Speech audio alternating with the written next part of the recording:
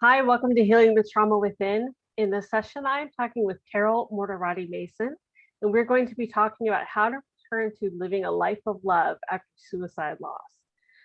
Carol is a former professional tennis player and New York Stock Exchange gal. She went from having it all to losing it all after experiencing a devastating loss, her ex-husband's suicide in 2011. But as a single mother, she never let herself give up, and she pushed herself to persevere through her hardships and win it all and even more back. Today, she helps women let go of past wounds and discover how to bounce back and live their best life now. Welcome, Carol. Thank you, Tracy, for that wonderful introduction. I'm so excited to be here. Well, I'm thrilled to have you here. This is a topic that we don't really talk about. You know, it's kind of one of those, I think, taboo subjects that people just don't want to talk about or they don't know how to talk about. So it's very Absolutely. important. There's so much stigma around suicide, and there is. And you know, I know that I've learned a lot about it just through doing the trauma work, talking with people like yourself, because I haven't had to go through that. I'm not a survivor of that. And actually, that's something I learned the other day. Somebody had called themselves a suicide survivor. I was recording them for my podcast, and they called themselves a suicide survivor. I thought that meant they had attempted and lived. And come to find out that actually means you are a survivor of somebody else who has committed suicide. And I did not know that. So you learn something new every day. yeah, some people, I think in that it's kind of grouped together that some people are survivors of attempting, and now they're, realize that they want to be here. And then also people that have lost a loved one to suicide. Yeah. So kind of under the same umbrella, but it's getting a lot more exposure, and the stigma seems to be shifting a little bit, which is great. The more people talk about it, the less stigma there is. So yeah, I think we're realizing that people in that situation are just so desperate and so full of pain. They just don't know how to make their pain go away. And that's the only thing they can think of, as opposed to they're a coward, it's a cop out, they're taking the easy way out. It's just, they're just in so much immense pain, they don't know how to make it stop. yeah, I think when you've lost a loved one to suicide, there's a lot of guilt around that. But there's so much judgment from other people. They're like, oh, well, didn't you know? Did you try and do anything? And what they don't realize is that people are masters at masking their pain. So I would say probably 9 out of 10 times, you just have no idea that something's going on. Or even if you know somebody's depressed, that's the last thing you think they're going to do. So it's very easy to sit there when you have an experience and think like, oh, well, maybe I would have done more for my loved one. But in reality, there's nothing you could do because they're just not in the right mindset. And even if you're with them 24/7, unless you're there at that exact moment, you just can't control what they're going to do. Yeah. We have to realize that we all did the most that we can, and it was their struggle, and I don't think it's anything that anyone wants to go through. They just don't see any other way out, even though there is help, but at that moment they don't think that. How do you begin to pick up the pieces after a loved one has committed suicide? Well, I think to begin with, there's a lot of guilt and a lot of anger, and if I had known now what I knew back then, I would have shifted my anger more into love quicker, just to realize that the struggle that they were going through, and know that they loved, their family and their friends. This is not something they wanted to do. And it's just a healthier way too for us to heal, is to let go of the guilt. I think journaling is great to Mhm. let go any of your guilt that you're feeling, forgive them, forgive yourself for anything that you want to be forgiven, and let go of all the anger too. I think that's very healing. And then afterwards, burn your letter. Don't reread it. Right. Don't, Yeah. that burning therapy is very therapeutic. And often we feel separated. And what I mean by that, like you feel like you're unsupported, you're unloved, like, you know, God or source has forgotten about you. So it's really important to return to either praying or talking to your source, your spirit, and just returning to feeling loved again, because then you don't feel separated from God or your source or the person as well. Like you really want to return everything back to love. And that sounds easy. It does. Everything takes work. Mhm. It's a lifestyle change. You really have two choices. You can just go down a dark rabbit hole and get incredibly depressed and not have healthy relationships with your family that's still here, your maybe your partner, your friends.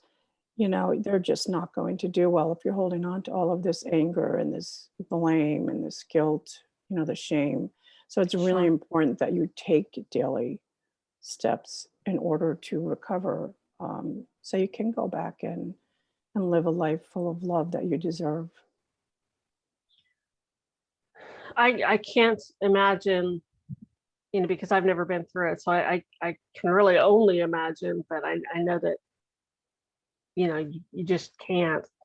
The emotions that you would go through, um, Yeah. the survivor's guilt, the, like you mentioned, what if I had done XYZ? Why didn't I notice? I should have seen the signs. Um, and how do you, we talked about the journaling, but how do you really get in there and begin that forgiveness? Because I would tend to think that there is so much, that you have so much animosity toward yourself because you feel like it was your fault. You didn't see the signs, you didn't stop them, right? So how do you start that forgiveness? Well, that's why when you forgive somebody and you forgive yourself, it has to be 100%. There can't be any buts, and I think, like I said, journaling, just it's just forgiving yourself.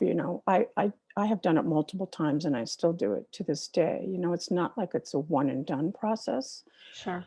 And also, gratitude really plays a big part in healing too. Like just waking up and naming three things that you're grateful for, no matter how small. It just starts the day off, um, where you realize that you have a lot to be grateful for. But going back to the forgiveness, you need to accept the loss and realize that it was their struggle and there's nothing that you could have done. You did everything you did. You could have done, if you had known they were in such pain, you would have done even more. And you really have to let go of that attachment of playing these reoccurring thoughts and these reoccurring images in your head. And one thing I teach for that is when you start thinking of bad things, or you start thinking of maybe their last thought that they were thinking before they committed the act, is to just think of a stop sign and then swipe left and replace it with a loving image of them or a loving thought of them. And the more you do this, the quicker you start shifting that. You really only come up with like loving memories of them and loving images. And that's what you want to remember them by, because there's no point in carrying on if you had a disagreement with them or you were angry at them for something. If you carry that for the rest of your life, it's only going to cause you, more pain in your life, and you're going to feel stuck in so many aspects of your life. So it's really important. Forgiveness is huge. That's why, I Yeah. do forgive and conquer, is because, and like I said, it's not a one and done. It takes time. You have to work at it. It's like if you want to, lose weight, or if you want to get in shape, or, it's like you have to start implementing little baby steps into your Mhm. lifestyle. And little by little, you start feeling better, and you start feeling more grateful for things that you still have in your life, people you have in your life. You let go of more and more pain, the Yeah. layers start to fall off. And, it's not difficult to do, but you just have to make yourself a priority. And I'm assuming you go through, the typical grieving stages, Oh, the yeah. the denial, the anger, and all of that kind of stuff, um, repeatedly. I Yeah. know And I did. yeah, and the With problem with suicide, though, sorry to interrupt, is that no, you're fine. you really feel so lonely because Yeah. nobody knows how to talk about suicide. Almost Yeah. all the groups that I'm in, the people that I've coached, they say that they felt so abandoned, that nobody came to, like, after the service. Nobody checked in on them, and it's because they don't know what to say, so they say Hmm. nothing, and that's the worst thing you can do. So if anyone's listening, I would say, if you know of someone who's lost someone to suicide, is just to say, what can can I just come and sit with you? How can I help you today? Because it's really lonely. And so that actually prolongs the healing. It could prolong it by years, if not decades, because since you don't talk about it and you don't process it, you could carry it through the rest of your life. Yeah. And with loss, as you know, there's so many secondary losses too Mhm. that impact. Maybe they lost a partner, or their sibling, but it affects so many other things in their life. It's like a domino effect. So it's not like you're just dealing with one loss. You have multiple losses to deal with. Yeah, you have to find a new normal again, because your life has just been flipped upside down and everything is in complete chaos. Yeah, and a new normal is okay. It's life is going to be forever different. Hmm. Making new, maybe some holiday traditions, especially if people have other children in their family, trying to incorporate, like I said, new traditions, make new memories, Hmm. so it's not always so sad, because the person that you've lost, they're not feeling any pain anymore. And they want you to live your best life possible. They would not be happy if they knew that you were sitting around, just not communicating with your family and friends, and not attending any events, and just sitting home Right. feeling sorry for yourself. That's not what they would want. No, no. How do you go about, finding that new normal if you lost your partner, finding love again, letting yourself find that love again? Because I would imagine that if it was a partner, that'd be very difficult. Yeah, I think you have to decide that you deserve love again in your life, Yeah.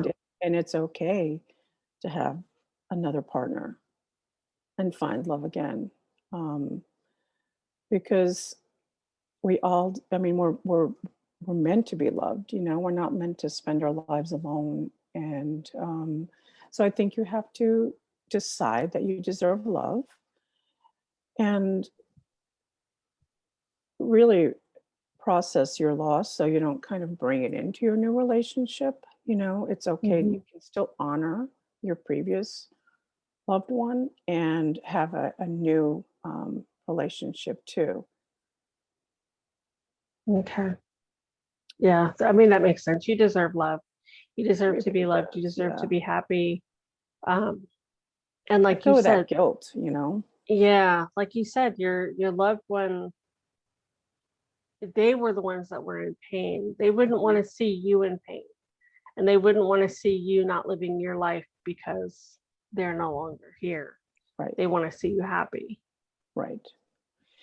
Yeah, they, you know, a lot of they're probably thinking that because they've put their pain out of, um, you know, they're not suffering anymore. They don't realize the consequences and the backlash that affects so many people, you know. Yeah. Yeah. Um, I would think that in that moment, they're all they not can thinking think about about that is themselves and their pain. because it affects a lot of people's self-worth, Mhm. you know, that they think that if I was enough, they'd still be here, if they loved me. Um, you know, there's just so much, like we discussed, like guilt and shame. And so you have to switch your affirmations and your beliefs, you know, to, you know, it was their issue and their struggle, and I am enough and I am worthy and I deserve love. Yeah. You know, it's incorporating, um, you know, the affirmations into your daily life. Again, all these little steps don't take a lot of time, and I'm not saying you have to do them all every single day, but even if you Right. do one, it has a big impact on shifting your energy. It does. It does. I love affirmations. I love positive quotes. I've mentioned that in a couple of the videos. Um, those really help to kind of shift my mindset when I'm going down a rabbit hole. Um, I love the gratitude and journaling, having a gratitude journal, or even just thinking when you first wake up or when you go to bed, what are three things that you're grateful for? Hmm. And almost making it a Yeah, game so that you're not coming up with the same ones every day. right. And it's amazing when you shift your energy, like all of a sudden more things start happening to be Yeah. grateful for, you know, instead of people slamming the door in your face, like they'll hold the door open for you, or Mhm. they'll make a mistake on your order at Starbucks and give you the larger size for free, you know. I mean, little things like that that start Yeah. happening to you. And you know, when we discussed earlier about God or your higher power, when you tap into that, it's just 100% pure love. And when you feel loved and you feel supported, I think it's easier to attract someone that's going to have the right energy as you do, Yeah. and show up as a loving partner. Yeah. I agree. I agree. Carol, thank you so much for coming on and talking with me today about this. I know this is a very hard subject to talk about. But like you said, the more we talk about it, the more we can make changes and make people aware. Thank you, Tracy. I really hope that our conversation will help your audience, and I've enjoyed our discussion today. Thank you. Listeners, thank you for tuning in. We'll talk to you in one of the next sessions.